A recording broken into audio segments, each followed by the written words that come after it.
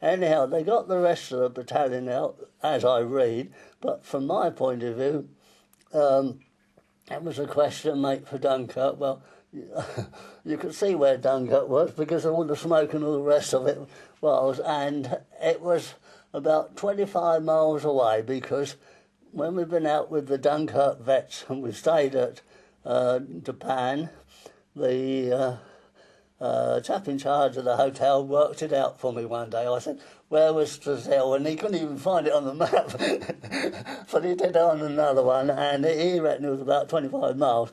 Well, it was all right when you first started because you could walk on the road. But after a while, it was impossible because it was one mass of lorries, cars, you name it, whatever there was, whatever it was, civilian or army and all the rest of it. And all you could do was walk across fields. You sort of made that line. And there was one place, one village, which was, I don't know what happened there, but it was must have been a load of ammunition going up and all this sort of thing. And the other places where we were, the engineers were waiting to blow the bridge. Come on, get across this ruddy bridge and all this sort of business. Anyhow, we got to Dunkirk in the evening of the Wednesday. Well, we hadn't had any. We had food. Let me see, for 2 days then, had we? Nothing at all. And the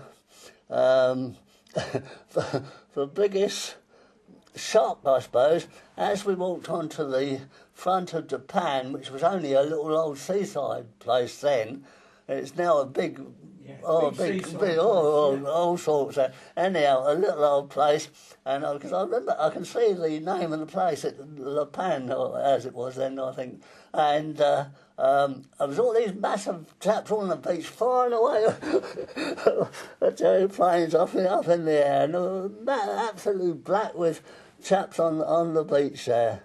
Anyhow, I was with another. I don't know whether I was with another two chaps. I don't know who they were or what they were.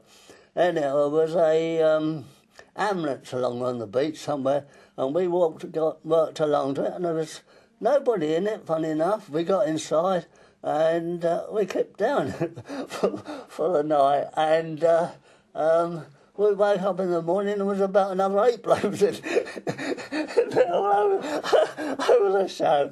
Anyhow, it was a question of what you're going to do. Are you going to swim out there or not? I said, Christ, no. When I see him coming over the top, I'll start swimming, sort of thing, because it didn't seem possible.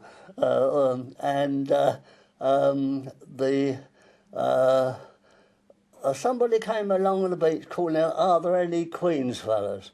So, yeah, okay, well, we're trying to make a group up, and the CO's there, and he's going to get you a boat. So we went along, and I imagine there was about 25 of us all together. CO was Palmer. He went off, and we never saw him again.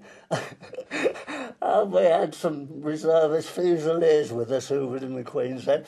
And what they weren't going to do to Palmer when they got hold of him was nobody's business. But anyhow, it's probably nothing to do with Palmer. He probably got told to do so-and-so, and that was it. And I think the trouble was there with the German. They started shelling the beaches. It wasn't the planes, because the planes were after all the boats all the time. It was shelling from the beaches, and we moved along out of it towards Dunkirk, in actual fact, and I don't recall anything other than sitting up in the dunes and all the rest of it. The rest of the day, I don't know what happened, but anyhow, the only other thing I recall on the Friday morning, we hadn't had anything to. I imagine we must have had some water in our water bottles, but anyhow, whatever, and hadn't had any food or anything. All we had was emergency ration. Well, I don't know what they get now. It was a small tin, about 6 by 3, and a lump of chocolate on it, and you couldn't even get your ruddy teeth into it. You just nibbled little bits off the side of it, and that was your emergency ration. And I went round, there was a big convalescence cell, and it's still there, or it was when last time we went on the Dunkirk fetch, because I could see in the distance. And I went round the back of that, and I spoke to a French orderly, and he gave me his breakfast, filled up my mess tin with wine and a piece of bread, and I gave him some cigarettes, and that was my lot then. And then by the Friday evening, the beaches were so deserted. They were running. I don't know what I thought I was going to do, but I think I was on my Jack Jones by then. They running 15 underweights along the beach, picking up stragglers.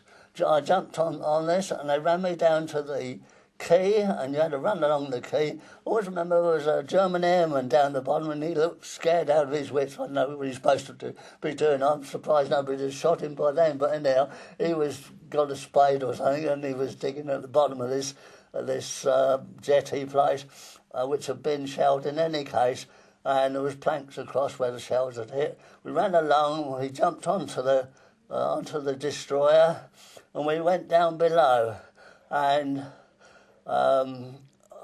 to best of my knowledge, or to my memory as such, and this is how I think, is that we were told to lie down with our heads inwards.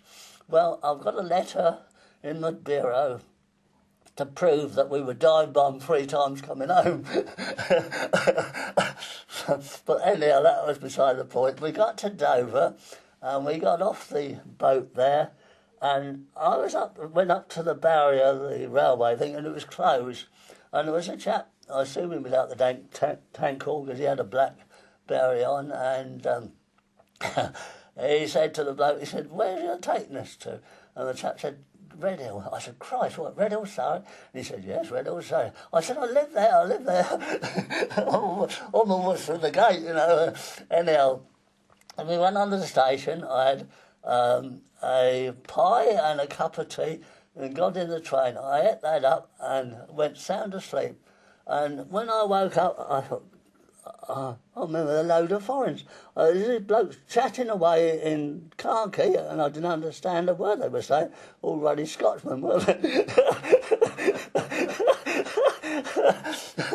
And we were north of London. Well, I never saw Red Hill or the train.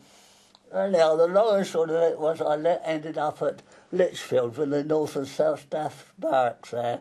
And again, I got this letter I wrote home, went out and had some fish and chips, which was the first proper meal we'd had for about almost a week sort of thing.